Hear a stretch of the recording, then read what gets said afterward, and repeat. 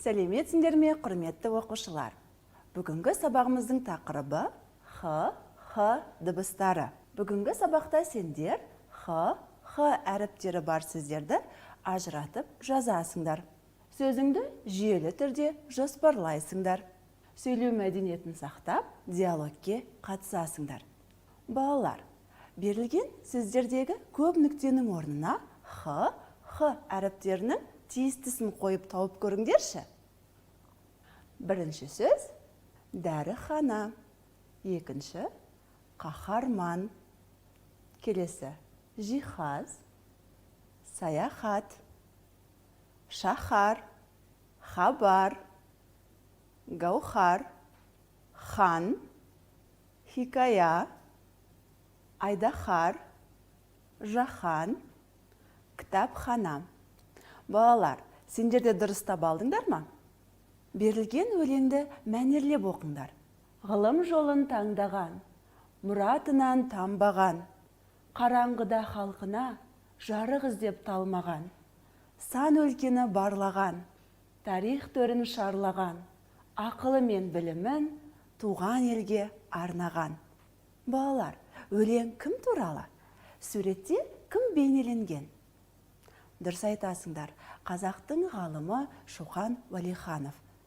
Балалар, Шоқан Уәлиханов кім екенін білесіңдер ме? Ендеше Шоқан Уәлиханов туралы бейне материалға назар аударыңдар.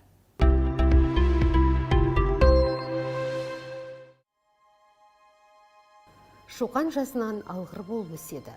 Ол тарихи аңыз әңгімелерге ерте қызығып, данагөй билердің әңгімелерін, ақындардың өлең жырларын зор ықыласпен тыңдап өседі. 5 жасында хат танып, 6 жасында ел аузындағы едіге жырын қағазға түсіреді. Әкесі ашқан ауыл мектебінде Шоқан хат танып, қыпшақ, шағатай, парсы, араб тілдерін меңгереді.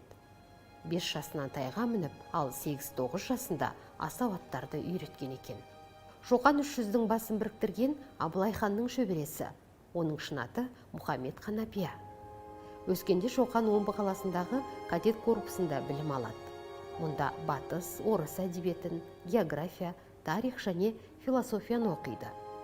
Орыс-француз тілдерін меңгереді.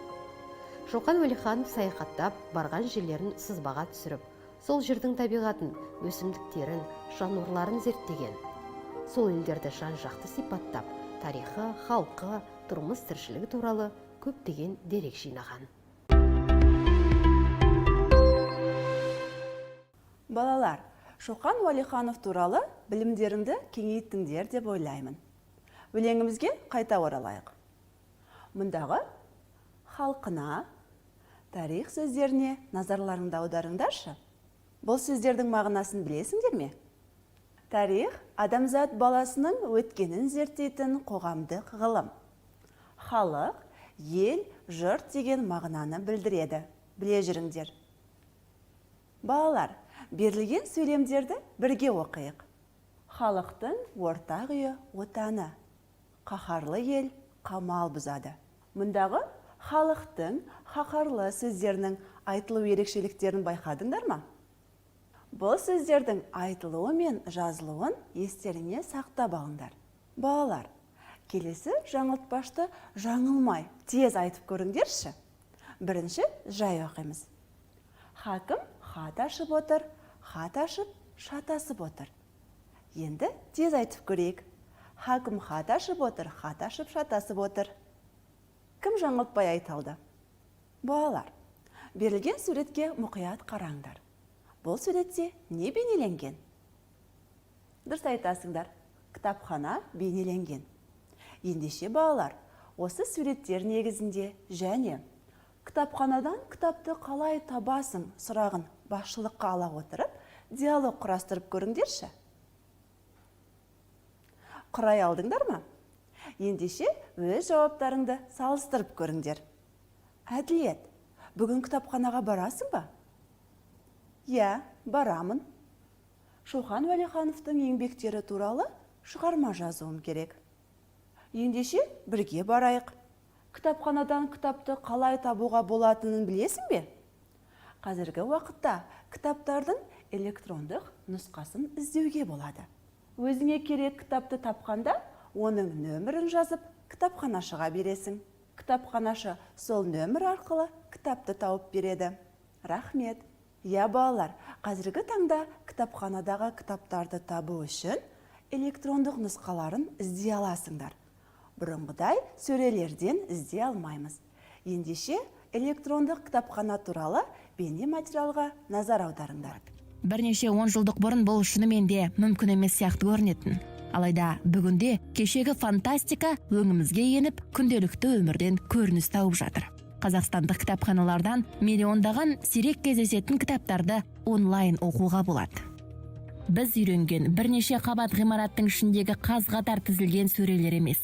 Бұл электронды ресурстардың жиынтығы. Ол да кітапхана қағидасы бойынша жүйеленген. Онда каталог құрылады. Ақпараттық іздеу қызметі жұмыс істейді және еңбектерді мінездемесіне байланысты сұрыптайды. Бір сөзбен айтқанда, виртуалды күйдегі кәдімгі кітапхана.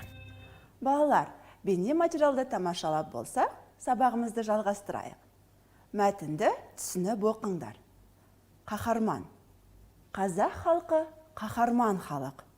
Қазақ халқының Қабанбай, Наурызбай сияқты қаһарман батырлары көп болған. Әлия Молдағұлова мен Мәншік Мәметова сынды қаһарман қыздары да аз емес. Қазіргі кезде ерлік жасаған адамдарға халық қаһарманы атағы беріледі. Балалар, мұнда асты сызылған сөздерді менен кейін қайталаңдаршы. Қаһарман, халық қаһарманы. Балалар, бұл сөздердің айтылу ерекшеліктерін байқадыңдар ма? Бұл сөздердің айтылуы мен жазылуын естеріңе сақтап алыңдар. Балалар, мына сөздердің мағынасы дұрыс па? Тауып тексеріп көріңдерші. Қаһарман, ел, жұрт. Бұл сөздің мағынасы дұрыс емес екен. Дұрыс мағынасы қандай? Қаһарман, ер, батыр адам дегенді білдіреді. Екінші сөз, хоккей, мұз айдындағы спорт ойынының түрі. Бұл сөздің мағынасы дұрыс па? Я, дұрыс екен. Шаһар, ашу, ыза деген мағынаны білдіреді. Бұл сөздің мағынасы дұрыс па? Жоқ, дұрыс емес екен. Бұл сөздің мағынасы үлкен қала дегенді білдіреді. Соңғы сөзді оқиық. Тарих адамзат баласының өткенін зерттейтін қоғамдық ғылым. Бұл сөздің мағынасы дұрыс екен. Бұл сөздердің мағынасын естеріңе сақтаңдар. Балалар, бүгінгі сабақта нені үйрендіңдер? Х әріптері бар сөздерді ажыратып айттыңдар. Кітапхана тақырыбы бойынша сөзіңді жүйелі түрде жоспарлап, сөйлеу мәдениетін сақтап, диалогке қатыстыңдар. Жарайсыңдар балалар. Бүгінгі сабағымыз аяқталды. Сау болыңдар.